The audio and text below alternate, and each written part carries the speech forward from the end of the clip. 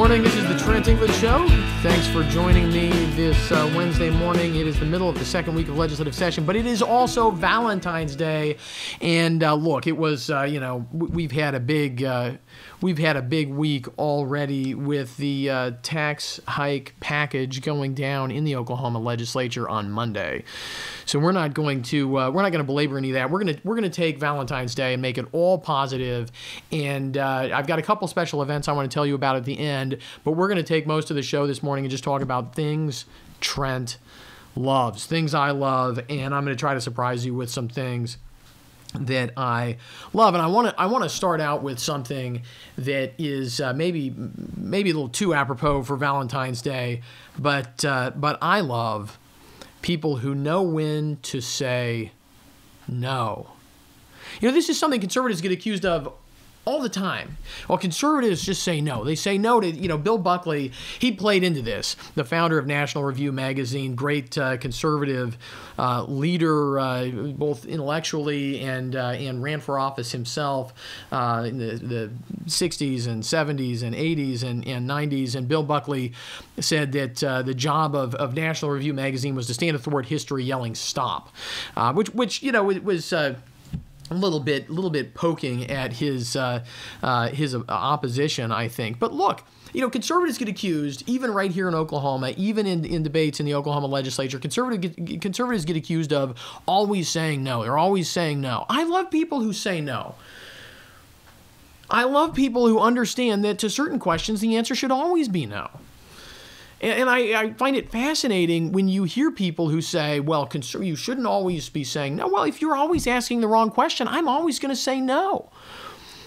I mean, you don't hear a lot of fathers saying to their teenage daughters, you're always saying no, right? It depends on what the question is. And sometimes some questions, the right answer is always no. So that's the first thing Trent loves. I love people who know when to say no, and I love people who have the backbone to stand up when people say, you always say no, you're always telling us no. I love people who have the backbone to stand up and say, well, if you're asking stupid questions, I'm going to keep saying no. If the only question you ask is, how fast can we grow government? How big can we make government? How much more power can we give government over our lives? How can we avoid reforming government? If those are the questions you ask, I'm always going to say no. I hope you were going to say no too. And if you do, I love you for it. I love people who know when to say no. Second thing that Trent loves, I love politicians with ideas. And I have the most provocative example of that. I do not, that doesn't mean the ideas are right or wrong. But look, Let's take an example. Bernie Sanders. The guy actually he's willing to stand up and say he's a socialist. His ideas are dangerous, right? They're not just wrong. They're dangerous. They would be disastrous if implemented, but he's honest. He's internally consistent. He's willing to stand up and say, yes, I am a socialist. I remember when I lived in Washington State several years ago, they made a big deal when Kashama Sawant was elected to the Seattle City Council because she was a socialist. And they kept saying, the media kept saying, Seattle has elected its first socialist. I said, that's hogwash, utter hogwash, totally ridiculous. Seattle elected its first open socialist. They've been electing socialists for decades in the city of Seattle. Right? There are many politicians out there. That's what they believe. They just aren't willing to say it. And I'm willing to celebrate the Bernie Sanderses and Kashama Sawants of the world who actually are willing to stand up and say, they're socialists. Then we can have a real debate, right? Because they acknowledge what they believe. Even better, but by this metric, set aside the quality of the ideas, whether they're right or wrong, right? Just the consistency. Even better, obviously, is to have ideas that you're consistent with and that that you hold and that you're honest about that are actually true. That is better, right? But still, I love people who actually have real ideas, real principles, and they hold to them even when they get engaged in politics. And I ask you, I humbly submit that we should look for people in politics who are true to their ideas and give them that credit even when they are dangerously and potentially disastrously wrong. And frankly, I think a lot of people did that in the last presidential election. I think a lot of people looked at Bernie Sanders, said that guy's he's a little nutty. He's totally wrong, dangerously wrong. But at least he's willing to stand up and say what he believes. That's got to be worth something. Even better than that is just having ideas. Ideas are good, but even better than that is having principles. And look, I mean, if you don't really believe something in politics, here's an interesting question for you. Can a politician be dishonest if they don't really believe anything?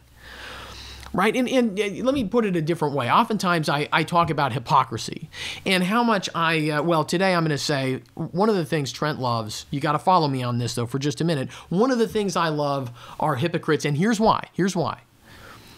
Because a lot of people in politics are hypocrisy proof. They can't be hypocrites. You know why? Because they don't believe anything. They believe nothing. They believe nothing other than in their own power, right? They believe that maximizing their own power is the best thing that is going to serve the community. And other than that, they have no principles. They have no ideas. They have nothing to which they hold. And so it's virtually impossible for them to be dishonest. In a certain sense, it's at least impossible for them to be hypocrites. To be a hypocrite, you have to have principles. And if you have principles, you will always sometimes be a hypocrite.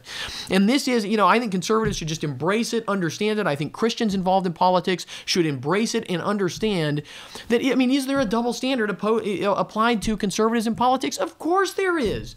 There should be. Because if I go out and I say I actually believe in some things, right then I'm exposing myself to the fact that, am I always going to perfectly advocate those things? Am I sometimes going to need to compromise? Well, of course I am. That's politics. We're going to get to compromise in just a minute. Because I love people who compromise too, with one caveat. With one caveat I'm going to tell you about in just a minute.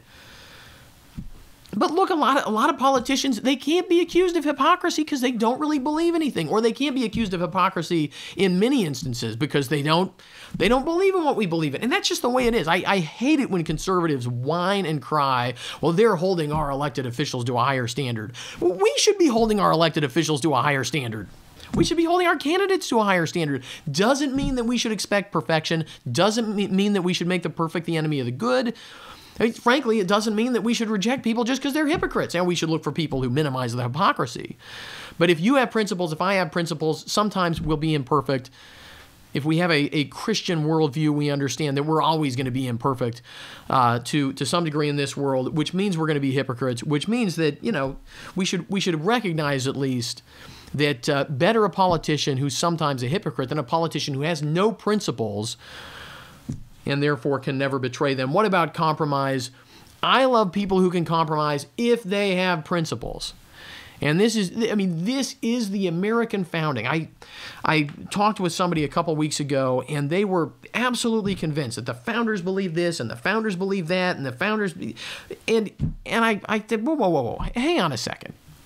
Right? That's actually a little bit dangerous lingo. And when I teach classes on the American founding or the Constitution, I actually try to break this down and spend a lot of time breaking this down and to talk less about the founders than to talk about individual people and what they believe, because when we slap that label, the founders, the framers of the Constitution, we slap those labels on things, it hides, it allows us to put on these rose-colored glasses that hide all of the conflict and contradiction and compromise that went into building the United States of America, not just the framing of the Constitution. A lot of us know our middle school civics about the bundle of compromises in the Constitution. Not just that, but the whole Revolutionary War, the whole process of the First and Second Continental Congress and the Articles of Confederation and the Articles of Confederation Congress, everything that led up to the Constitution was people making compromises all along the way, but they were great because they had principles. They knew, however imperfectly, they knew how to compromise in order to advance their principles incrementally. And that is, a lot of people today look at politics and they say, I'm tired of all this compromise. The problem is politicians who lack principles, right? Because they cannot measure the quality of their compromises. We cannot measure the quality of their compromises if we don't have principles, right? Your principles provide the measure, the way to assess the quality of the compromises that we must make in politics.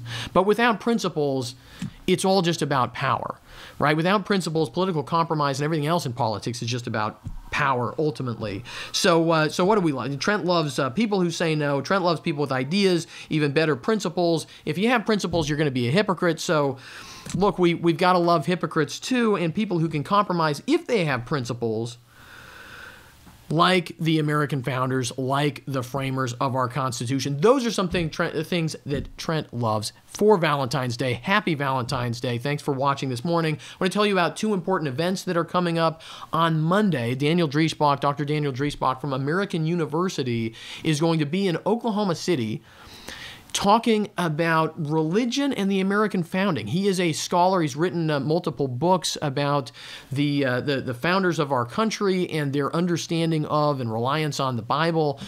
He's a great renowned scholar of these things, and he's going to be right here. He's going to be in Oklahoma City for lunch. It's a free lunch, sort of. Well, it's free to you. I'll cover your lunch if you'll come out to lunch on Monday, and you can register online. We will put the registration link in the comments wherever we post the show, and you can find it there. You can sign up. You got to let us know you're coming so we can make sure we have a lunch for you. But I'd love to see you there. I think it's going to be a really, really interesting discussion with Dr. Daniel Driesbach coming up this Monday in Oklahoma City. And then on Saturday, February 24th in Tulsa, so we're balancing things out as much as we can here. Up in Tulsa, there is going to be a summit on growth and opportunity in Oklahoma. I'm going to be one of the speakers there. I'm going to be talking about the Oklahoma Constitution and in the context of constitutionalism. Why do we have a state constitution? What's in our state constitution? What do we want to keep? What should we maybe consider changing about the Oklahoma State Constitution? I'll tell you one challenge with the Oklahoma Constitution. It's so long. It's the longest state constitution in the country. It was, by one count, by one estimation, it was the longest constitution in the world, until the Soviet Union broke up and one of the former Soviet republics wrote an even longer constitution. So, we're not in good company in that regard. Constitutions should be concise and should leave public policy to the people's elected representatives in the legislature. But I'm getting ahead of myself. You can hear all about that, and also just about, why do we have constitutions at all?